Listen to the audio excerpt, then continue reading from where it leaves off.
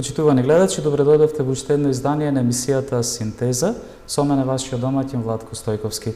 На повидок е уште една тема која што се надевам дека ќе го задржи вашето внимание со нашиот денешен гостин. Македонскиот здравствен систем веќе години наназад се соочува со низа проблеми кои што несомнено влијаат врз квалитетот на услугите кои што се даваат во рамки на здравството кај нас. Според една општа дефиниција на Светската здравствена организација од 1999 година, целта на здравството во општеството е дека таа треба да им овозможи на сите луѓе највисоко ниво на здравствена состојба. Подолг период кај нас таквата состојба не може да се каже дека е на завидно ниво. Луѓето делуваат средства од нивните примања за да исплаќаат здравствени услуги, но на крај голем дел од нив се лекуваат или во приватните установи, или заминуваат во странство. За темите и проблемите на лекарите денес, здравствените установи кај нас, но и состојбата на младите студенти кои што се определиле да студираат медицина, ќе разговараме со мојот гостин, доктор Александар Веселинов, кој што доаѓа од Штип. Александар, добре дојде во Синтеза. Благодарам што ја прифати поканата. Најпрво сакам да се заблагодарам што сум дел од вашата емисија.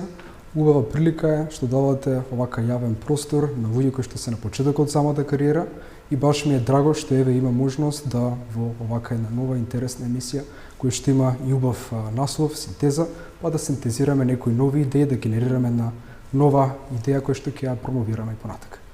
Така. И благодарам за поканата што Честа е наша. Ајде малку, обично не правиме профилирање на гостите во емисијата, повеќе разговараме за теми. Меѓутоа ти си еден млад човек кој што навистина и не е толку анонимен, значи посебно по социјалните мрежи неколку пати си ги искажал јавно своите ставови во врска со состојбите кај нас поврзани со здравството.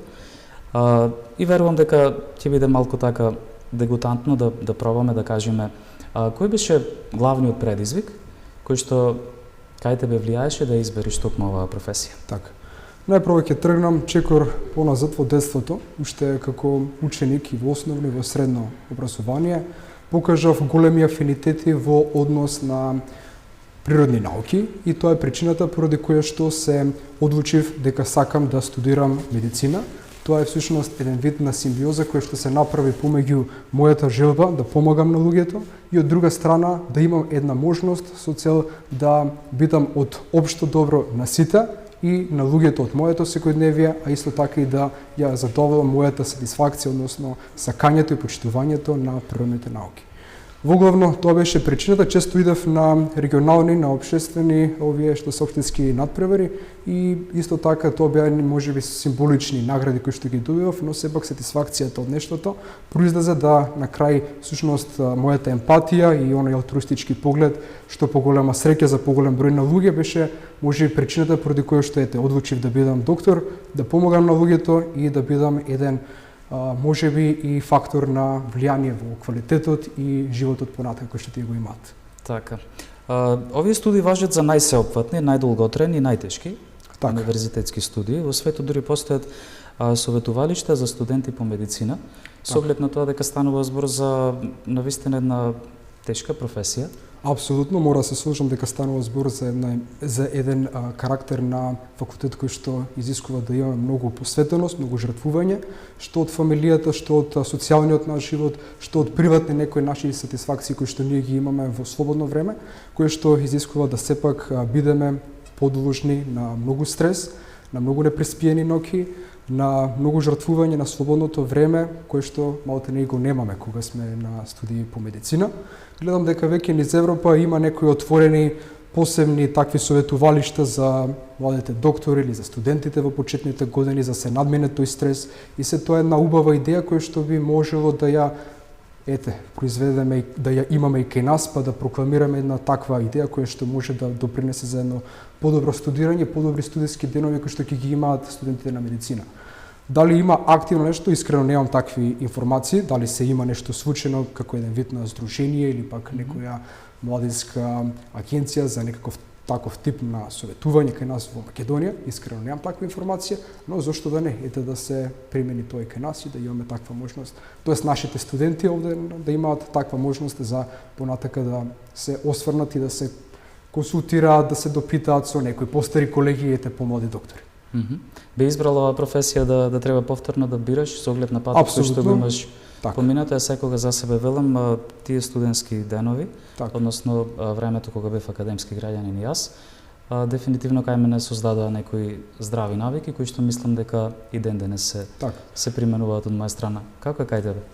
Видете, апсолутно не би се поколебал ниту за еден момент за запишувањето на медицина, поради тоа што тоа изискува да имаш силен карактер, да се дисциплинираш во организацијата и менеджментот на своето слободно време, на своите активности, што ќе направиш во текот на твојот ден зависи од тебе, треба да се појавиш на колоквиум да бидеш спремен, треба да имаш еден вид на интензивно, постојано секојдневно учење, кое што можеби на другите факултети не сакам да го потценам, но тоа е некако поваријабилно во однос на тоа дека имаат попрактични вежби некои. Овде има многу учење, посебно на самиот почеток, и сите оние кои што се мислат дека ќе поминат така малку поедноставно, не е така и треба да сватат дека сепак многу дисциплина изискува да имаме многу посветено време над книга за да можеме да постигнеме убави резултати, на крај да имаме образ да се појавиме пред пациент и да немаме никаков проблем со соочувањето со проблематиката која што има од здравствен аспект. Така да сметам дека не би се поколебал ниту за еден момент, дека има жртвување, има многу, но сепак и пак да би имал сега можност да се одлучам што би студирал понатака, не би се двумил ниту за момент дека тоа ќе биде медицина. Како што се надоврзав на првото прашање, емпатијата, моралниот закон и се тоа некако изискува да го сакаш човечкото битие, да сакаш да помагаш и да бидеш еден начин тој кој што ќе одлучува за квалитетот, за промотор на здрави навики и здравие, кој што е многу битно сепак, нели есенцијално за нашиот живот. Не се сомневам дека лекарите навистина имаат најдобри намери во поглед на здравието на луѓето, меѓутоа факт е дека целокупниот систем некако ги измести работите и она што го кажав на почетокот на емисијата во склоп на самата најава е дека голем дел од пациентите некако го избегнуваат денеска јавното здравство и тоа навистина е проблем, се упатуваат во приватните клиники или оние кои што се можеби помоќни во финансиска смисла заминуваат во странство. Пред околу една година во Скопје, во организација на Американската стопанска комора во Македонија, се одржа конференција под мотото Поглед во иднината за нашиот здравствен систем. На истата зебе учество релевантни креатори на јавни политики, домашни и меѓународни експерти. Еден од нив, Марцин Чех, професор од Институтот за мајка и дете во Варшава, ќе објасни дека Македонија е меѓу државите кои што сега прават најмали вложувања во здравствената заштита на граѓаните, во споредба со земјите во регионот и со оние од Европската унија. Со цел надминување на таквата состојба, тој понуди некои решенија, како најважни беа проширување на позитивната листа на лекови, воведување на условни буџети за болниците за достапност до иновативни лекови, имплементирање на програми за иновативни лекови за ретки болести, поголема транспарентност, како што ќе кажат, при собирањето и анализата на податоците за резултатите од лекувањето на пациентите. И после многу години, еден од најважните столбови на државата, здравството е во лоша состојба. Се соочуваме со немање на елементарни услови за пациентите, но не е само тоа, тука е лошото менаџирање кое што излегува на виделина многу често и најтрагично тука е несоодветниот третман спрема здравствените работници. Очигледно е дека како нација ни треба неколку години на стабилно здравство, кое што го наследивме на некој начин од старата држава, да го доведеме до овој степен. Каков е твојот став во врска со сегашната состојба? Колку човекот има влијание врз разнебитувањето, да речем, на системот, а колку, да речем, самите институции? Така, или можеби системот е крив? Видете, убав осврат дадовте дека всушност недостасуваат и тоа го нотираат некој од страна. Значи некој од надвор го гледа тој и воочиле дека нешто кај нас не чини и дека труде системот здравствениот. Па треба да се направат промени, пони сугерираат еве 5 точки кои што ги наброја и тоа убаво така се имплементира и се да се примени. Не ни треба некој од страна да ни каже дека имаме проблем, ние самите и луѓето самите го гледаат дека имаме круцијален проблем и дека треба да се фатиме за работа и да си ги решиме проблемите. Како тоа, еве дај Боже да имаме соодветно идеја, начин, еве ќе дадеме и конкретни и конструктивни идеи како тоа би можело да се реши. Битно е ревизионистички да тргнеме, што она било проблем во минатото, го правеле, а не треба да се прави, дека всушност во голема мера нашите здравствени институции кои што ги имаме, нашите објекти, тоа е воглавно, да кажеме, од средината некаде на минатиот век и остануваат такви какви што се, без да нешто се имплементира ново, да се реставрираат, да се поправат, да се надоградат, да се направи некоја нова диагностичка инвестигациона, некоја метода која што ја немало во поранешната декада, да кажеме. Така, гледаме дека генерално некако се става на сметка на тоа да се издржи што може повеќе овака, па некој друг нека мисли што може да поправаме во иднина, а не се гледа сега во моментов да решиме тоа што може да решиме. Убава идеја уште на самиот почеток ми прокружи низ глава кога почнавме со физиологија од студиите. Нашиот професор, да го поздравам, доктор Ханџиски, кој што кажа: Господе, дај ми сила да го прифатам тоа што не можам да го сменам, храброст да го сменам тоа што можам да го сменам и мудрост да расудам што можам, а што не можам. И некако сега ние треба да бидеме мудри што можеме да смениме, знаеме што фали, знаеме што недостасува, а сега моментот е да фатиме работа и да си бркаме она што треба. Да направиме екипирање на здравствениот кадар, да инвестираме во млад потенцијален македонски кадар кој што овде ќе може да работи, да се доусовршува, да може и странство да иде да се консултираат со некои посилни европски сили кои што едноставно имаат поразвиена медицина од нас и сето тоа си го примениме овде. И да направиме, но поради тоа што знаете вие, не е Македонија држава која што има 80 милиони еве како Турција, па да не може да се среди се тоа, 1.800.000, па да не можеме да си направиме убаво здравство за сите тие, да биде лесно достапно. Мислам дека е само една фарса која што не треба повеќе да зборуваме. Можеме да го направиме тоа, само треба да си има желба и треба да си има трпение и волја. Мислам дека би дошло едно подобро поглавје во медицината кај нас и тоа еве дај Боже за многу скоро. Дај Боже да биде така, и самиот кажа дека ворете наши кадри да отидат повремено во странство, така да се сретнат со некои нови методи, да применат дел од тоа знаење, се разбира, и да го применат пред се во матичната земја. И самиот ми кажа кога разговаравме пред снимањето на емисијата, дека и самиот си имал одредена доквалификација во Хрватска, си бил во Турција. Може ли малку една споредба околу оно што се случуваше таму, со оно што е кај нас?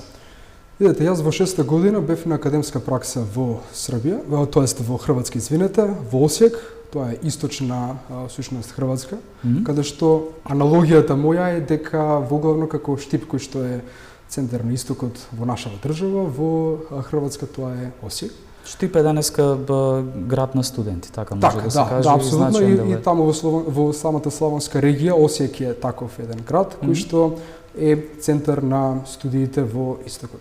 Многу интересна работа тоа што во Хрватска има 4 милиона жители, од кои што имаме и 4 универзитети. И секој од нив имаат лимитиран број на прием на соодветно студенти. Што тоа значи дека во Осијек годишно некаде дипломираат или завршуваат и можност за упис имаат 60, а дипломираат некаде околу 50 до 55. Што за жал не е случај кај нас и тоа се во голема мера бројки кои што отстапуваат, што искрено мислам дека квантитативно ние создаваме, но квалитативно заоставуваме во однос на кадрот кој што доколку е во помала група, многу повише време би му се посветило, многу повеќе би се инвестирало отколку во квантум кој што е 300-400 луѓе кои што е во многу поголема мера. Овде зборувам дека моментално кои што ги имаме во Тетово, во Скопје и во Штип, се трите кои што генерираат исклучиво малку поголема од тоа што се потребите и поради тоа еве често доаѓа до проблем за систематизирање на тие ново настанати или нови доктори кои што завршиле медицина, па така доаѓа до една транзиција на период во кој што можеби треба да ги фатиме уздите, да ограничиме малку на број. Еве сега има нова идеја некоја за нов приватен универзитет со медицина во еден град од Западна Македонија, нов државен исто така во Пелагонија да се отвори во тој простор некаде Битола.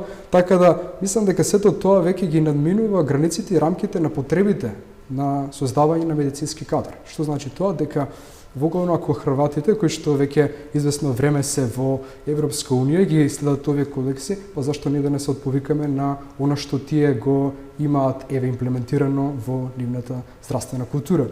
И гледаме дека сепак тие во голема мера има дисперзирано здравство. Не е концентрирано строго само во центарот на државата, еве Загреб конкретно, како што е кај нас. Има децентрализација, има департизација на просторот на целото тоа хрватско поднебје. Зашто не да не го имплементираме тоа кај нас? Сега споредувам многу повеќе со Хрватска, поради тоа што некако не е посродна.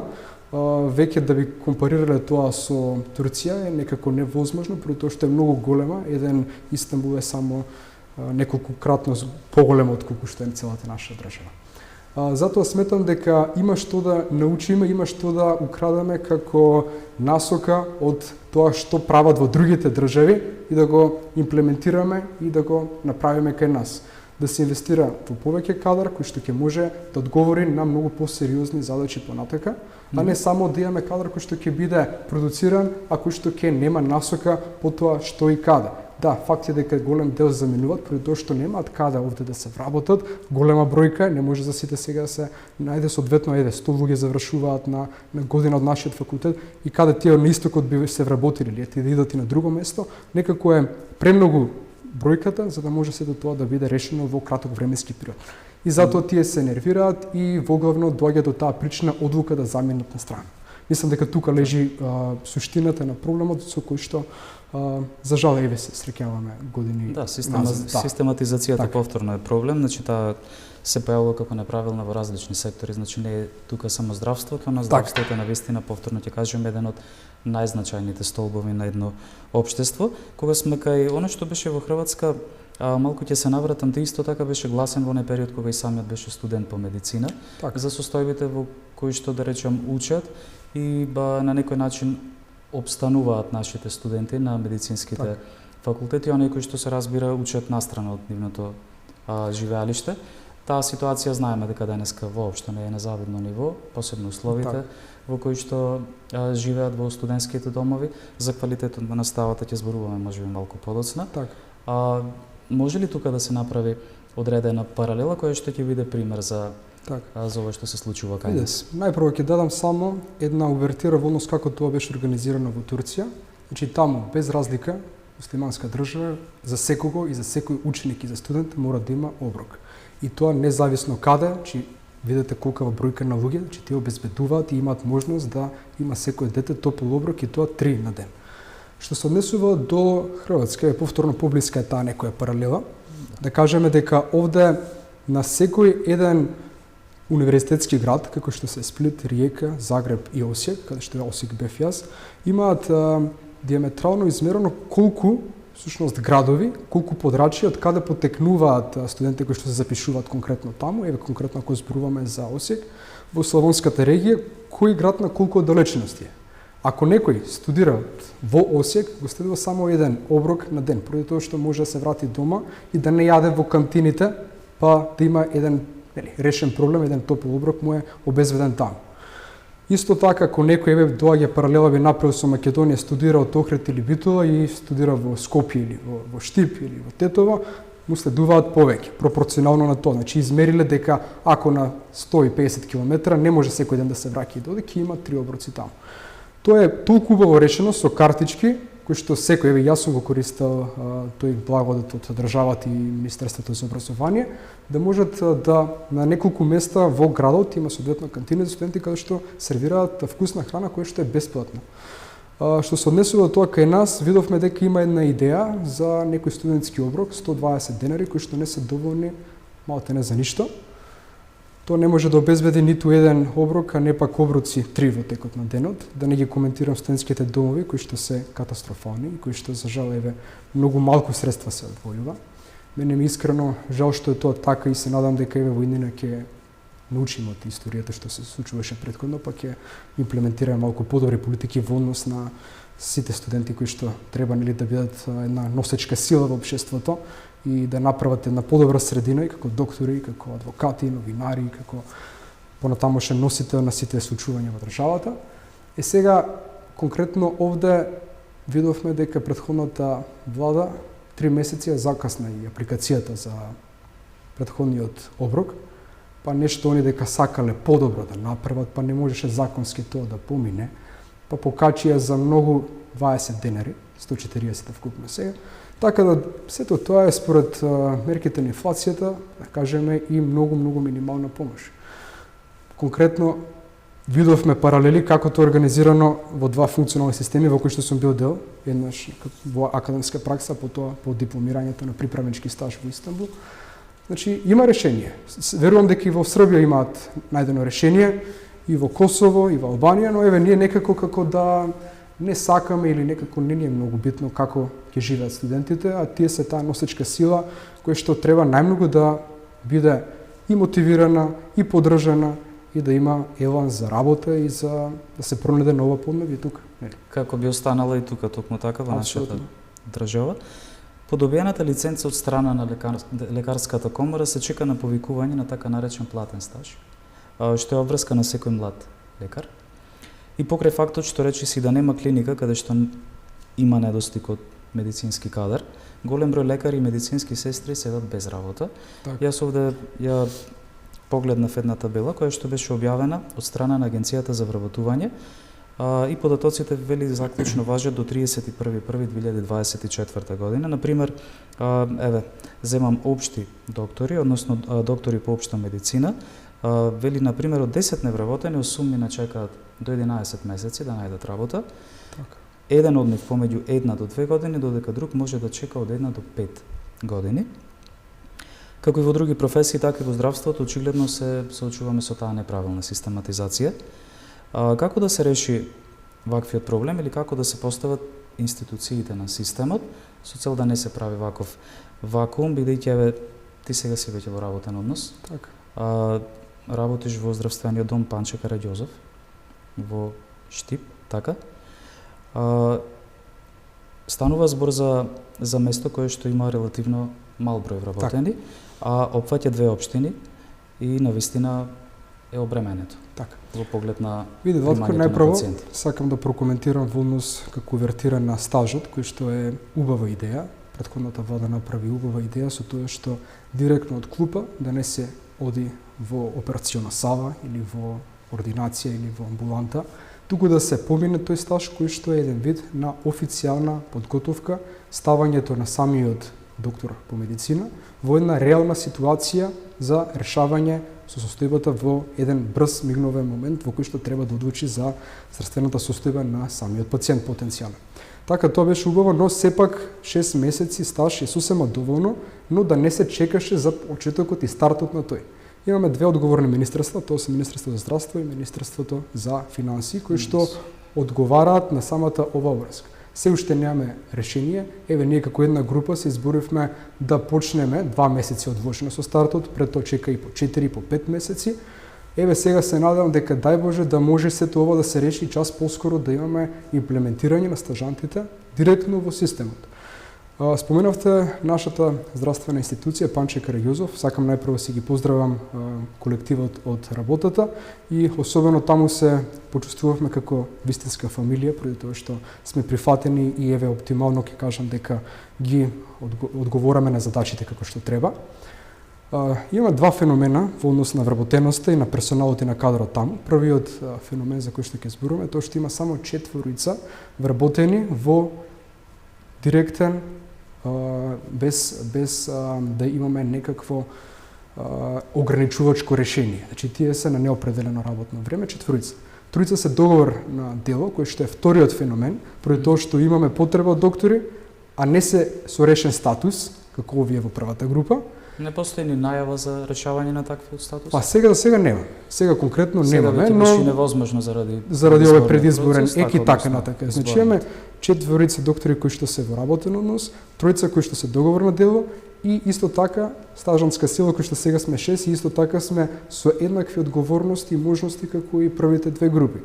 Кој е проблемот? Оптимално функционирање за збринување на целата таа општина Штип, општина Карменци, Плачковичкиот регион до Свети Николе, овде до села кои што се близу Радовиш, сето тоа е потребна бројка некаде од 14 до 15 доктори. Ние сега функционираме добро. Но што се случуваше со тие луѓе кои што беа во периодот пред да почнеме ние или пред да ги земат договорот на дело, кои што минимално работеа со 4 до 5, 6 доктори, кои што немаат слободни денови, тие луѓе имаат своја фамилија, тие треба да се грижат за своето семејство, тие луѓе треба да имаат и приватни ангажмани, нели? Секако секој има потреба од сето тоа и тоа се рефлектира на професионалниот перформанс кој што го има на работа, нели? Така да еве конкретно во оној микросистем во кој што моментално сум јас гледаме дека фала доктори, но не се распишуваат конкурси за доекипирање на тој персонал од плюс уште 10 работни или 11 работни места. Тоа е само една институција, што со клиничка болница Штип. Таму имаме луѓе кои што на 2 дена дежураат. Па замислете сега како тие луѓе имаат време да одговорат и професионално, а исто така и да одговорат на приватните обврски. Па тоа е жално. Видете дека ако не го решиме тој момент со стимулирање на нов кадар кој што ќе биде вклучен во овие институции, ние не можеме да кажеме дека ќе имаме квалитетно здравство и луѓе кои што ќе бидат соодветно збринети, кои што ќе имаат добиено конкретно многу подобри перформанси во однос на квалитетот и подобрувањето на диагностички терапевски сегмент од нивното здравје. Така да многу е битно првично да работиме на кадровско доекипирање, а потоа и на се останато. До едукација надвор од државата, размена исто така на студенти на втор, трет циклус, па донесување на контакти кои што ги имаме остварено во текот на тие и да можеме соодветно да направиме еден поквалитетен услов за да се осеќаат и луѓето посигурни кога доаѓаат во здравствена институција која што е држава.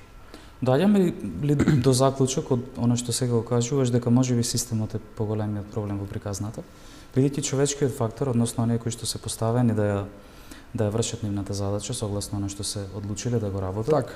очигледно дека нема дилема во однос на нив.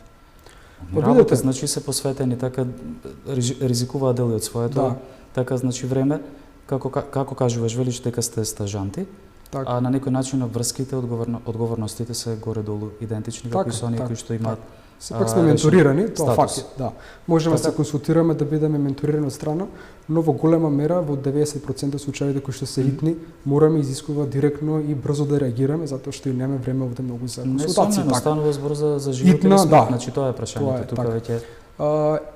Секако дека постојат недостатоци во однос и на кадрот, но сепак тоа нели знаете, секаде има секакви. Не можеме да генерализираме дека имаме одличен персонал секаде и да тврдам со факт дека секаде имаме исклучоци, секаде имаме луѓе кои што бегат од одговорности, секаде има луѓе кои што се плашат да кажат како стојат работите, страф им е да превземат нека одговорност или сметат дека е ризика која зборуваме вистината вака јавно, нели.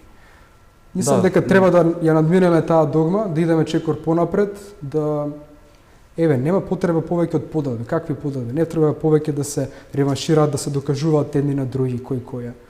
Едноставно треба да се фатиме за работа и да биде нашиот главен императив здравјето на луѓето, со цел да помогнеме на нашите блиски, на луѓето од нашето обкружување, без разлика овде не е битно нити во однос на етничка основа, нити во однос на припадност на верска или било каква друга заедница, пол и така натака. Битно е да знаеме дека императивот е здравјето и подобар квалитет на живот на луѓето. Затоа мислам дека повеќе треба да исклучиме од самата таа партизација и политичко влијание кое што го има во голема мера во образованието и за жал и во здравството. И тоа ни е доказ дека веќе треба да одиме во едно ново поглавје кое што ќе решава круцијални проблеми, а нема да се враќаме назад. Што направи партизацијата во поглед на идните доктори според тебе и нивното евентуално интегрирање во здравствениот одмак ќе одговорам, најдобрите ни ги испуди за жал. Тие се или во преговори или се спремаат да идат надвор. Во голема мера ниту мојата иднина и судбина не е предиспонирана во однос на после 15 август, каде што ја завршувам со стажот и овде се повеќе опции во игра. Сакам Македонија, но и таа треба малку да покаже љубов спрема оние кои што ја сакаат. И системот исто така нели во нејза. Ни ги испуди најдобрите, ни прима некој кој што можеби да кажеме не заслужува толку многу колку некои други. Сепак тие листи кои што се бираат треба да бидат соодветно по критериум, а не по нечија желба и влијание. Така да сметам дека сепак ќе дојде некој подобро време во кое што ќе се вреднуваат така како што треба вредностите, а не онака како што тоа налагаат некои авторитативни политички субјекти на нашата сцена. Треба да се гледа, да се разбира на квалитетот, затоа Така е. што секоја установа на некој начин е препознавана според кадарот, така и според услугата која што ја дава. Така што верувам дека ако се работи правилно, не ќе мора еден битолчанец да доаѓа, значи да се Така. лекува во Скопје, доаѓајќи на пат кон Скопје.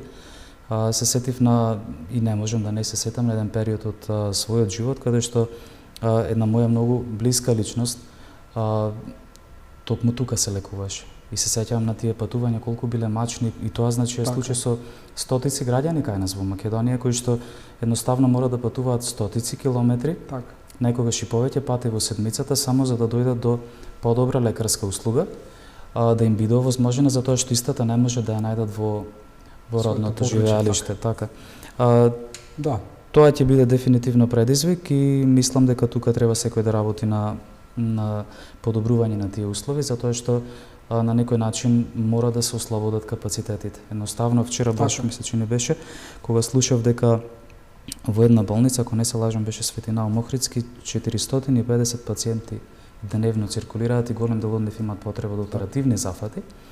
Тоа навистина веќе е сериозен товар за вработените во таа институција.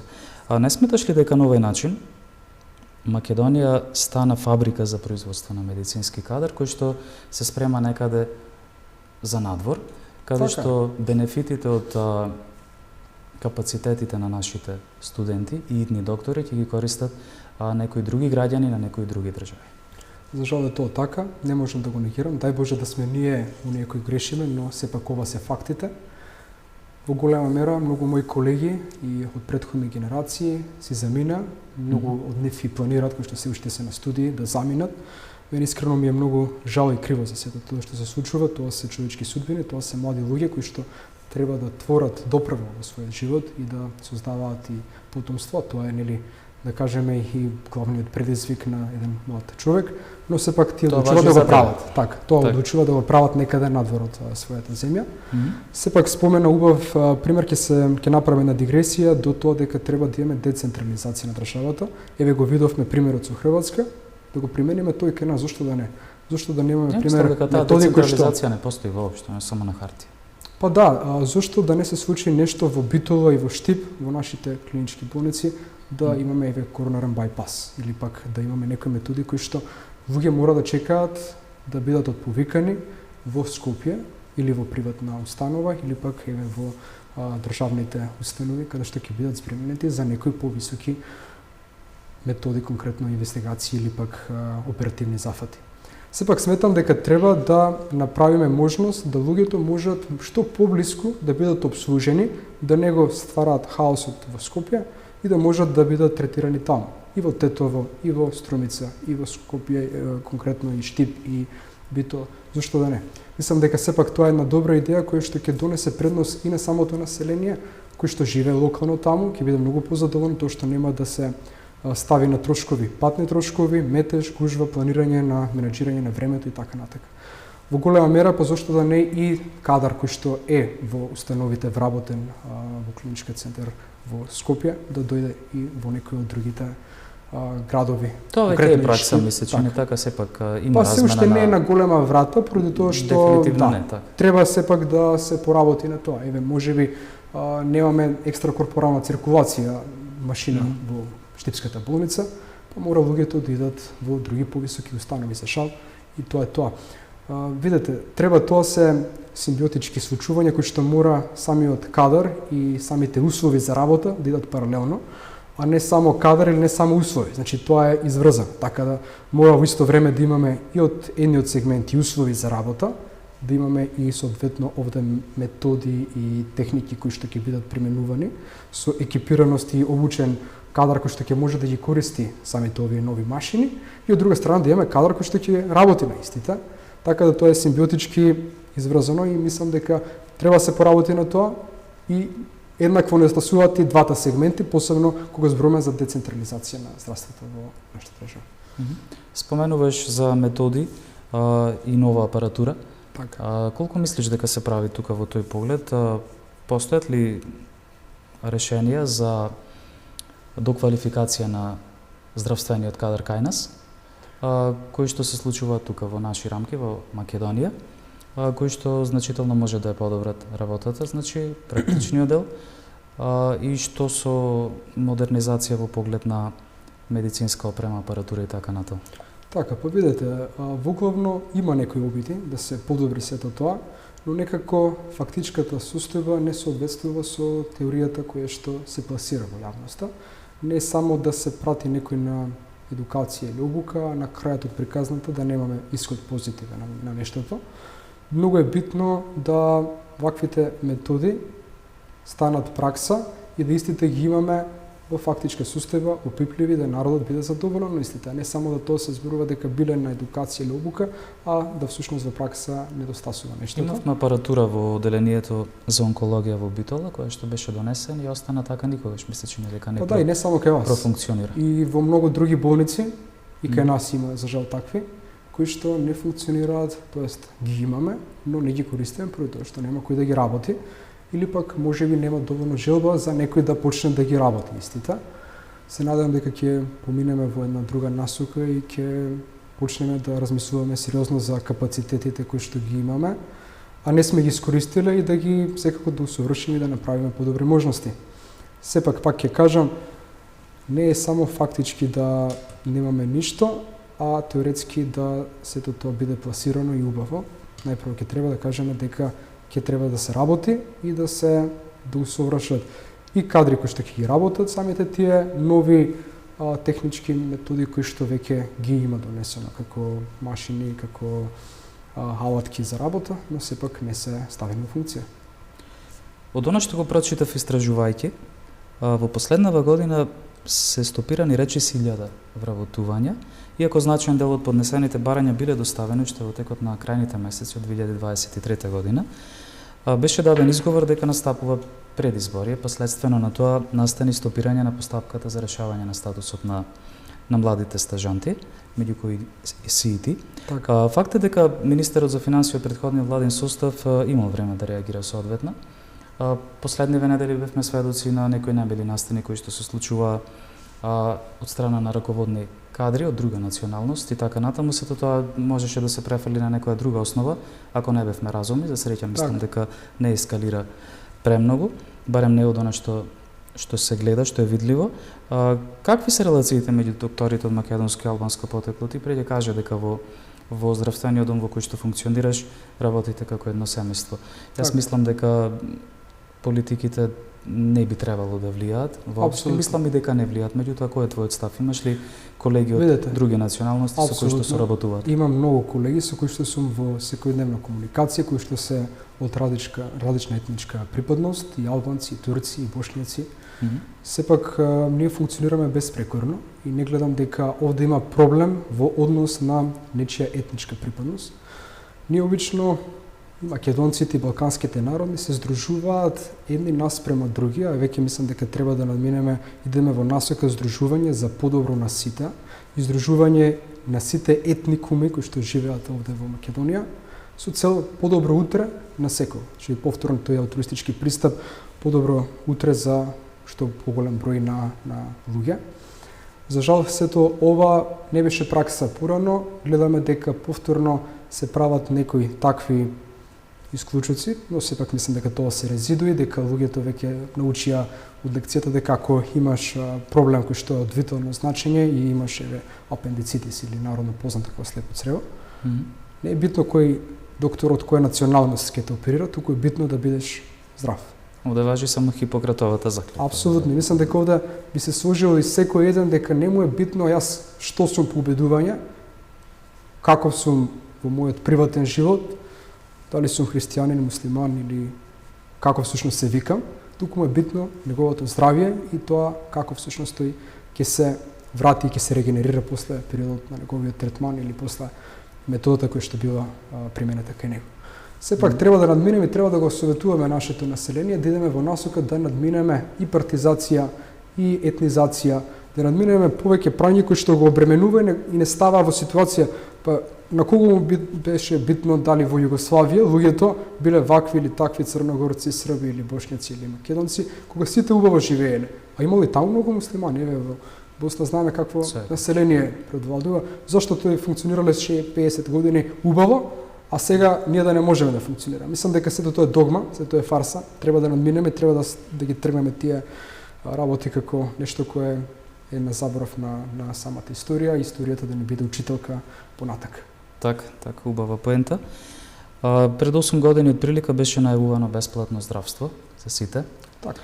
Но дојдовме до ситуација на нешто што ти го нарече во нашиот прв телефонски разговор и кој што многу ми остави впечаток, не бивајќи свесен дека може така да се нарече, СМС здравство. Така. Денеска се солидаризираме, значи по основ на испраќање СМС пораки, помагаме на луѓе кои што не ги познаваме и така натаму. Малку е иронично да знаеме дека се трошат илјадници евра и многу пари генерално за други зафати, а некогаш е тешко да се собере 20.000 евра или да се дадат онаму каде што треба на пациент кој што има навистина потреба. Мислам дека се прави еден голем пиар во поглед на лекувањето. Имавме една таква ситуација со едно детенце кое што се лекува во странство и за кое што случајот беше навистина актуелен изминатите месеци. Што мислиш околу тоа?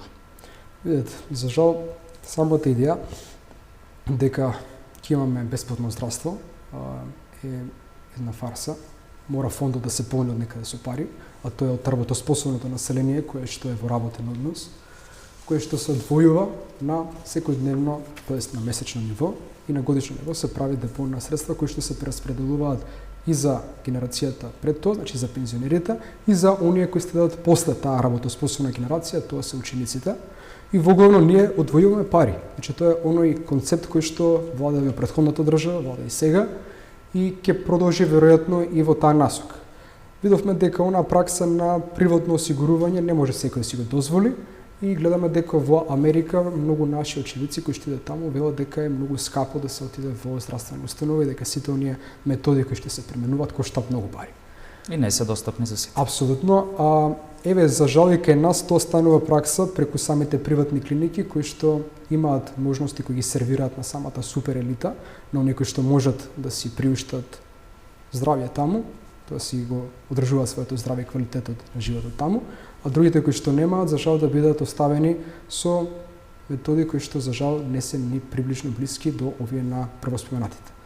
Затоа сметам дека не може да имаме бесплатно здравство до тој сегмент, поради тоа што мора да се полни од некаде. Ако немаме работоспособно население, за жал се чисти државата од работоспособно население со тоа што мигрираат во голема мера многу луѓе.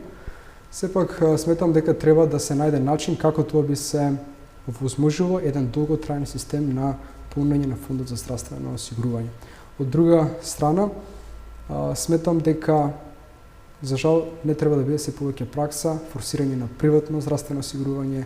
Тоа беше моето наредно прашање. Така, да не ги преоптеретуваме повеќе приватните установи со тоа што ја полниме со многу повеќе пари, а она што ние го имаме бесплатно не го користиме. И така, треба малку да се иде во насока повеќе на државно инвестирање во државно здравствено осигурување, односно во државно здравство, отколку во приватното. Токму така. Добра беше таа поента, затоа што еве некои податоци што успеав да ги најдам. Вели, во минатото огромна предност на нашиот здравствен систем беше тоа што во процесот на транзиција тој не мораше радикално да се трансформира, бидејќи уште во ерата на социјализмот беше релативно добро развиен и подпрем на солиден систем на задолжително фондовско јавно здравствено осигурување. Меѓутоа, таа удобна позиција веројатно после ни се удри од главата и тогаш кога сето тоа се промени, здравството убедливо почна да тони.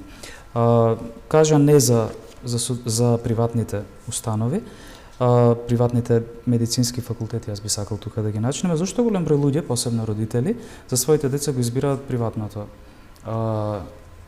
образование во поглед на изучувањето? Видите, само да направиме една дигресија, не дека имам нешто против приватните установи, напротив, нашиот универзитет има договор со приватните клиники, најголемите во државата, и Жан Митрев и Систина, и обавуваме многу успешна и убава пракса во која што гледаме систем кој е држава во држава. Буквално гледаме нешто кое е страно во однос на она што го имаме како државни ресурси на располагање.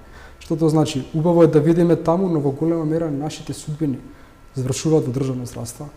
И треба да научиме и таму што се случува, но сепак и да се грижиме повеќе за оната, затоа што во Македонија нема многу луѓе кои што може да се дозволат приватно здравствено осигурување и приватен здравствен третман. Ако може да се дозвола, тоа значи само на кратка стаза. Така. Ќе појдат И еднаш тие се до два приморани, пати така. и после веќе мора да се вратат повторно Така, апсолутно. во јавните установи. Така да треба да поработиме повеќе на тоа прашање, што се однесува до приватни универзитети нова сега.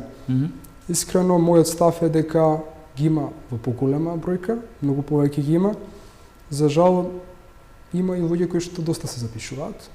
Зошто ви кажав за жал? Затоа што во голема мера квалитетот на образованието и во државно и во приватно е сепак намален. Тоа го гледаме и на самите листи, дека уки сепак гледаме повторно има отстапка за неколку места пат на Шангајската листа. Нашиот туга да се искачува горе-долу, но сепак колку и да тоа сепак тие се 2000-ти, 3000-ти во Европа и во светот. Тоа е поразително. А што се овие приватните? Тие се над 100.000-то, 8.000-то, 10.000-то место. Па сега самите тие рангови ни... Каква услуга ќе обезбеда, значи каков кадар ќе произведате прашањето?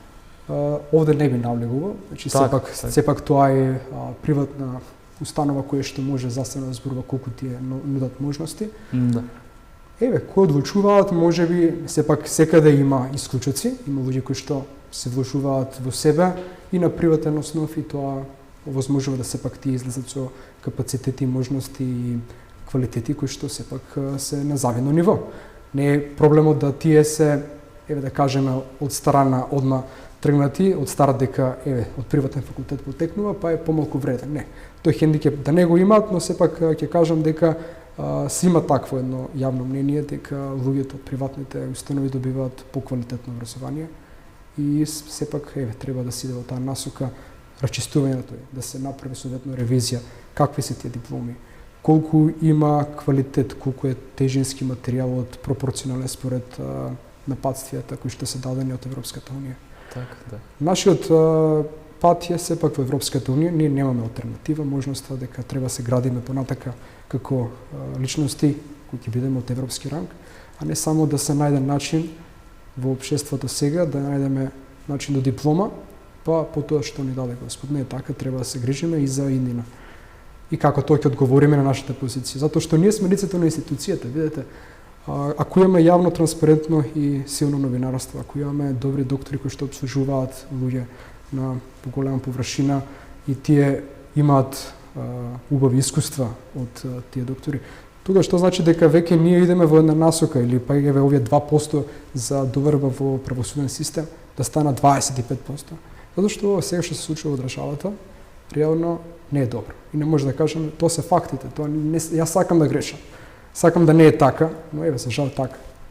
И ќе има работа која што ќе мора да се доекипираме, да направиме соодветно начин да ние младите воведеме нов дух и нова енергија за едно интелектуално, ама да не е толку партизирано, да не е сето тоа со цел да правиме политички реваншизам, да ние се екипираме, здружуваме едни против други, така. Сметаш ли дека го има во високообразовните установи, значи посебно? За жал го има, да. И гледаме дека самото кадровско доекипирање во главно иде на таа основа. Не треба да е така. И на етничка основа исто така. Не треба да надминеме, треба да погледнеме зад превезот на тие нешта и да идеме во една друга насока. Ако сакаме да си ја имаме државата во права смерница, а не овака. Значи, да, се случува, значи слушаме често и по форуми читам, па не се запишувам тука. Полесно ќе студирам во Бугарија, полесно ќе поминам. Па добро, да. Не малтретираат толку во смисла, значи кога се во прашање испитите и така натаму. Но што добивам од тоа е прашањето што се отвара повторно. И видете, откако секоја држава си има своја стратегија, тие даваат можности, даваат стипендии или пак бесплатно здравство за странци, тоест бесплатно образование за странци, за студирање таму. Так.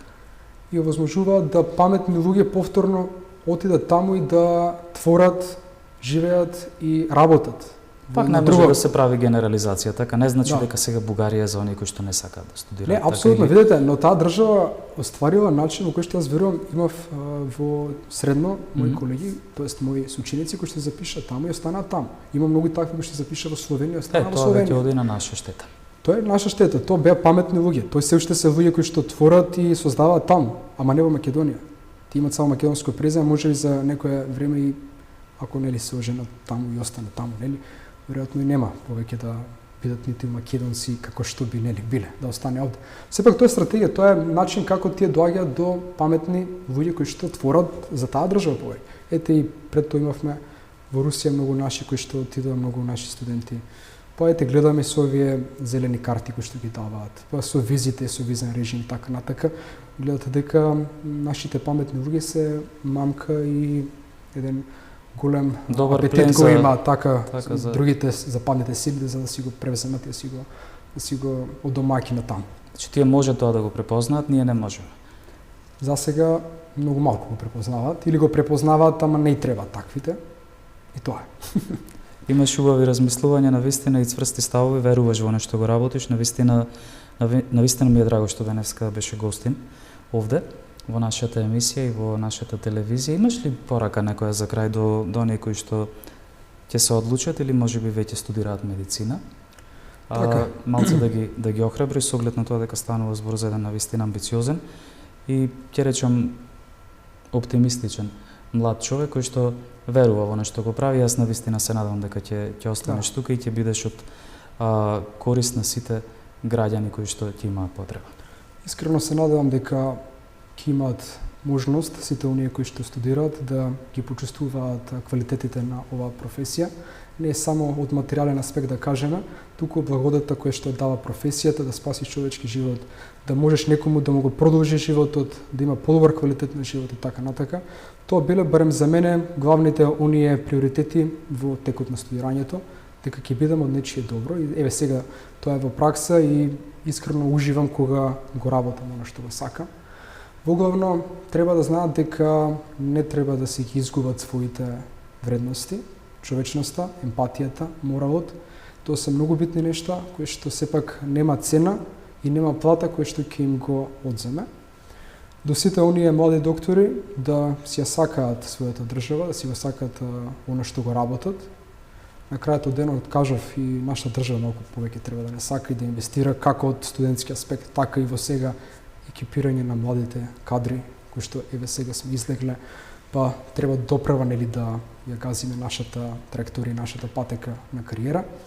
Така да, воглавно, не треба да избегаат од оние морални вредности, туку да си се држат до своите квалитети, до своите оние морални етички вредности кои што ги имаат.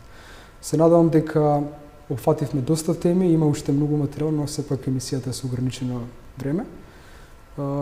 Ги поздравам сите оние студенти кои што еве сакаат да ги охрабрам, сепак на крајот од денот ова вреди и дека нема цена кога човечкиот живот кој што си го спасил, нема цена и ниту пак пари кои што ќе го исплатат тоа. Така да тоа е главниот мотив кој што ме водеше мене, ме води и сега и се надевам дека тоа интелектуално обединување на младите ќе се случи сега и имаме едно младо македонско будење на подзаспаната наша младина, за жал, во која што еве сум и јас таму. Треба вака повеќе често да зборуваме јавно за проблемите, да јавно упатиме и критики и да се подобриме. Само тоа е начинот како би можеле да трасираме на подобренина за секој, не само за нас како индивидуалци.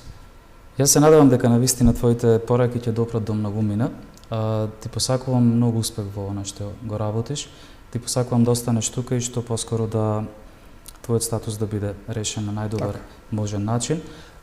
Нека не биде Македонија, пак ќе речем, фабрика за производство на кадри кои што ќе се извезуваат надвор, од кои што ќе се ползуваат некои други или трети. Туку нека биде место кое што навистина ќе стане убаво место за живење за сите, но од друга страна ќе ги нуди сите оние потребни работи за граѓаните, значи пред се кои што се од елементарна природа, а здравството секако е една од нив.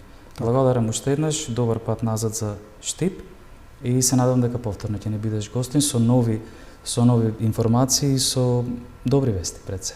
Благодарам, ми беше драго и се надам дека ќе имаме повторно простор за соработка. Така, се надевам јас. Почитувани гледачи, ова беше уште едно издание на емисијата Синтеза со доктор Александар Веселинов. Се надевам дека уживавте и дека откривте интересни поенти од нашиот разговор. Благодарам што бевте со нас.